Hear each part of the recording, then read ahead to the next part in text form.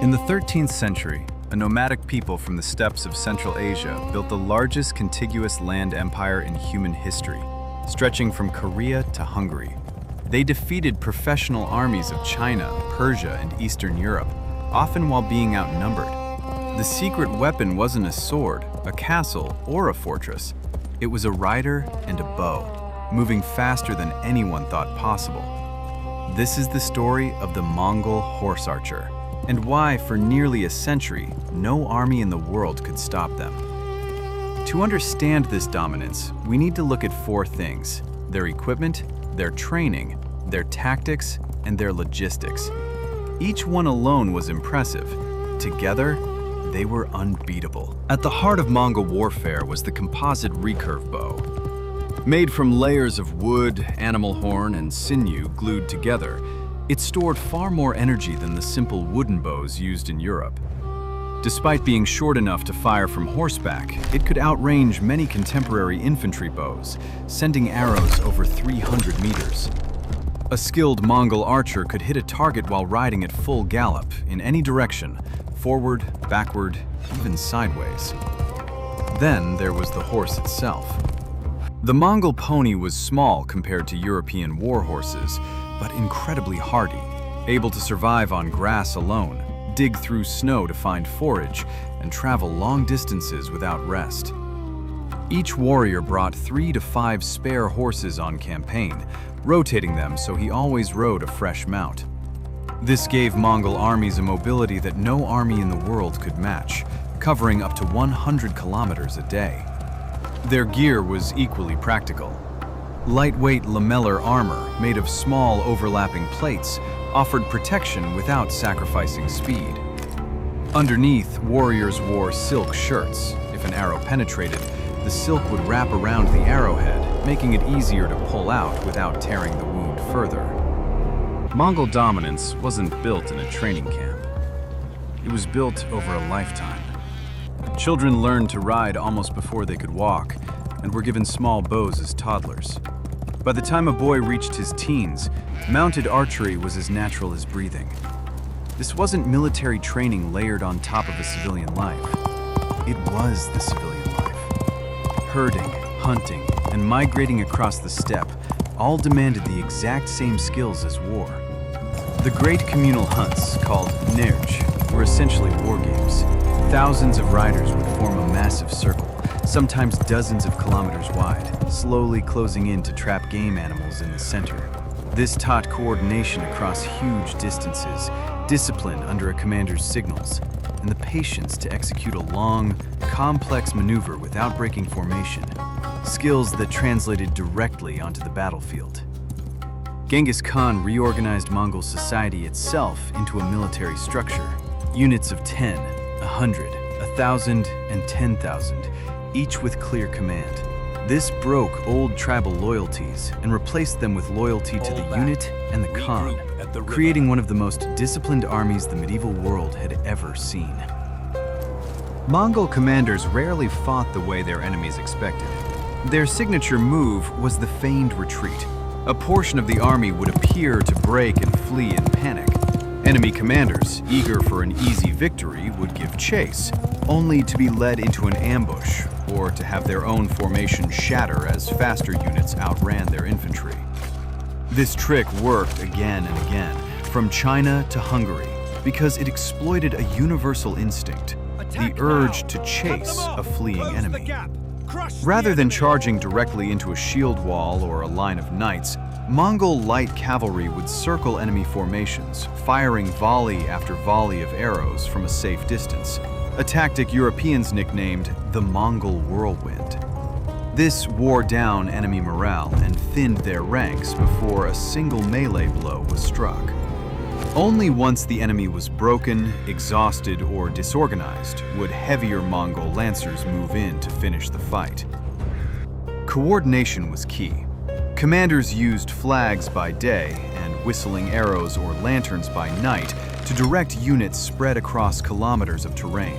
allowing multiple columns to strike from different directions in perfect timing, something almost no other army of the era could replicate. Mongols also mastered psychological warfare and intelligence gathering. Before invading a region, they sent spies and merchants to map out roads, defenses, and political rivalries. Deliberate brutality against cities that resisted was publicized to terrify future targets into surrendering without a fight, a strategy as calculated as any battlefield maneuver. Unlike European or Chinese armies, which relied on slow-moving supply trains, Mongol soldiers carried their own food, dried milk curds, jerky, and whatever they could hunt along the way. Each rider's spare horses could also serve as an emergency food source.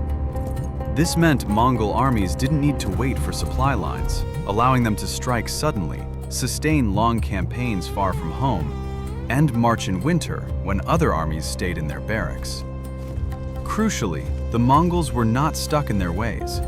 When they conquered peoples with skills they lacked, Chinese siege engineers, Persian administrators, gunpowder specialists, they absorbed that knowledge rather than discarding it. This let a horse archer army that started with almost no siege capability eventually breach the walls of the greatest fortified cities in Asia and the Middle East. Of course, this dominance wasn't eternal. As gunpowder weapons spread and rival states adapted fortifications and firearms, the pure horse archer advantage faded by the 15th and 16th centuries. But for nearly 200 years, the combination of a superior bow, a tireless horse, lifelong training, brilliant tactics, and relentless logistics made the Mongol warrior the most feared fighting force on Earth. The Mongols didn't just conquer with numbers, they conquered with speed, precision, and an understanding of warfare that most of their enemies simply couldn't match. And that legacy still shapes how we think about mobility and adaptability in war today. April 12, 41. On the banks of the Saho River in Hungary, King Bela IV had gathered one of the largest armies in Europe, tens of thousands of knights, soldiers, and allies, protected behind a fortress of chained wagons. It looked unbreakable. Only one bridge crossed the river near the camp.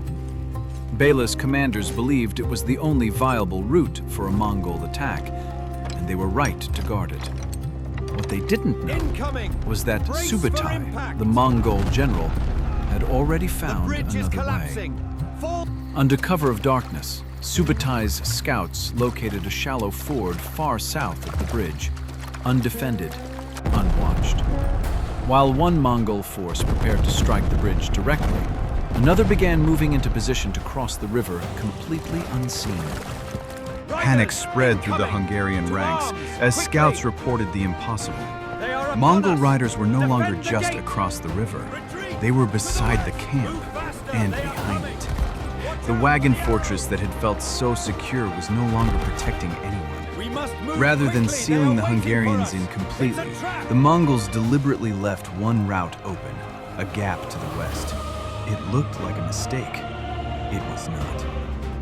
As arrows and catapult fire continued to fall, Hungarian soldiers began abandoning the wagon fortress entirely, streaming toward the one open path, no longer an army, but a crowd trying to survive. The gap wasn't an escape route. It was a corridor, lined on both sides by Mongol horse archers, waiting in the marshland and tree line. The fleeing Hungarians had walked directly into it. For kilometers, the retreat became a slaughter. Exhausted men and horses, already broken in spirit, were struck down from both sides by riders who never had to enter the chaos of the camp at all. King Bela himself escaped, protected by a desperate ring of loyal knights, but his army did not. By midday, the great wagon fortress stood empty, its walls never truly breached, because they had never needed to be. The battle had been decided miles away, in a corridor the Hungarians had mistaken for freedom. Mongol forces moved through the wreckage with the same calm efficiency they brought to every battle, gathering horses, supplies, and information, already preparing for what came next. The Battle of Mohi shattered Hungary's ability to resist and opened the door to Central Europe. It remains one of history's clearest lessons in how deception, patience, and knowing exactly how an enemy will react can defeat even the largest of armies.